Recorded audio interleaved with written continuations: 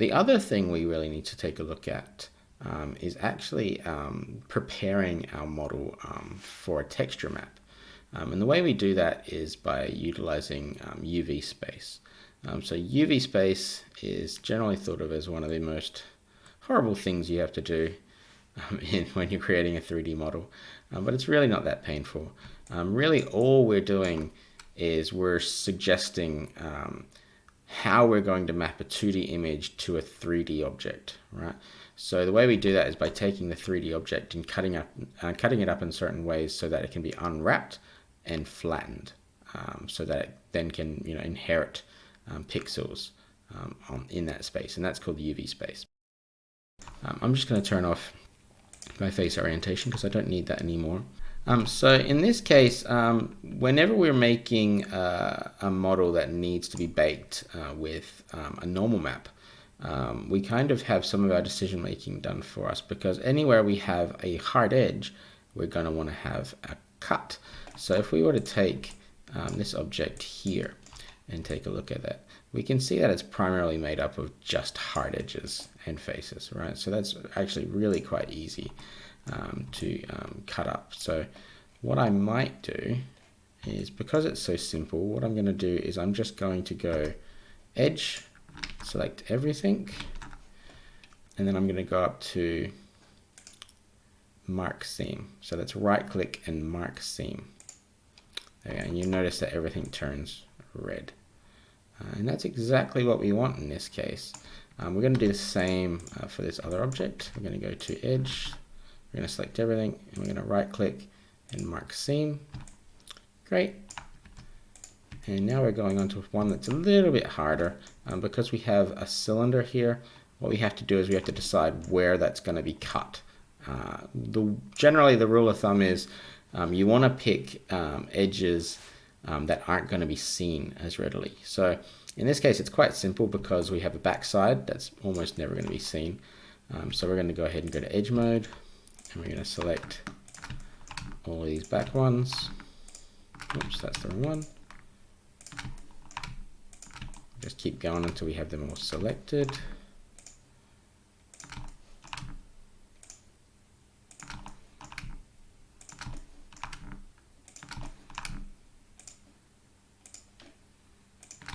And there we are.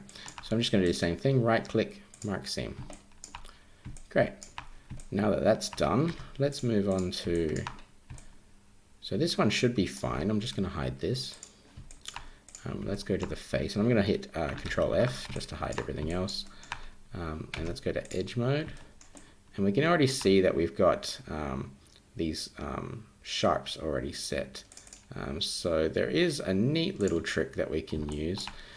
If we select an object and we go select, so in this case I'm selecting one edge, and I'm going to go select similar, and I'm going to go seam, sorry, sharpness, there we go. And you'll see that wherever there was a sharp edge defined, it's actually gone ahead and made a selection based on that, which is incredibly useful for us, because now all we have to do is right click and go mark seam. Right, so awesome.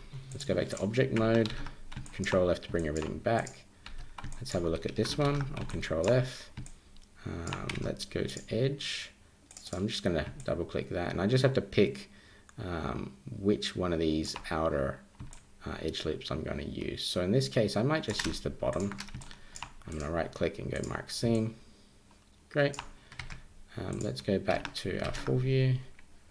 Let's take a look at this one.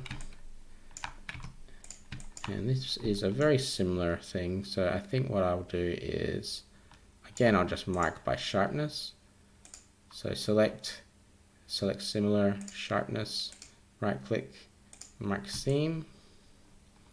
And this will all make sense in just a minute when we go to unwrap our piece.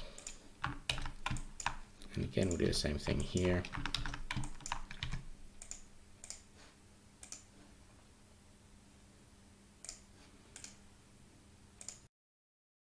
So now what we're going to do, now that we've got all of our hard edges marked as seams, is go up to the top here and change our view. We're going to change to UV editing. And you'll notice that when I've got this selection, and I go to faces, you can see that this is our 2D space of that 3D object, which is actually very, very messy at the moment and would be not very useful, very impractical for what we're trying to do. So because we've marked all of our seams, all we have to do now is go up to UV and unwrap. And you can see that wherever we had a seam marked, it's actually split it out. So these are equivalent faces to what we're seeing here. So a good example is right here where we have the clock faces. So we'll do that again just so that I can illustrate one of the points here. So with the unwrap, if we open up the options here, the real important option here is this margin. So the margin is the distance between different UVs. So essentially the UV equivalent of a vertex.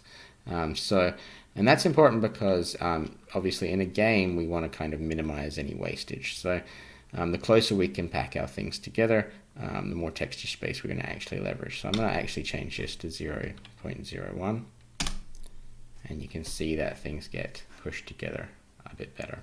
So, you know, this is a bit of a balancing act. In this case, I'm just going to leave this at this because this seems probably fine for my purposes here. But we could probably get away with even less, something like 0.8 or so. So, but just looking at our UVs here, we can see that we've got a little bit of funniness happening here. So if we go up here and put on this UV sync selection and select these faces, we can see what face it is actually doing that. So yes, now that I'm looking at this, it makes probably perfect sense. So this is the edge at the bottom. So wherever I have an edge that actually is a ring that loops around on itself, it's not going to unpack very well. So what I'm going to do is I'm going to go back into my edit mode. I'm going to select these faces, these edges, and that should be all I need to do. I'm just going to mark seam again. So, you know, this is probably a good point because, you know, you're not locked in to what you initially do. You can always make edits and change it so that everything's working better. So let's go ahead and do UV unwrap again.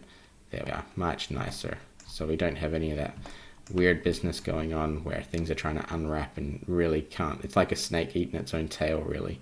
It really just can't resolve itself. So yeah, we might just leave that there because this is looking quite good.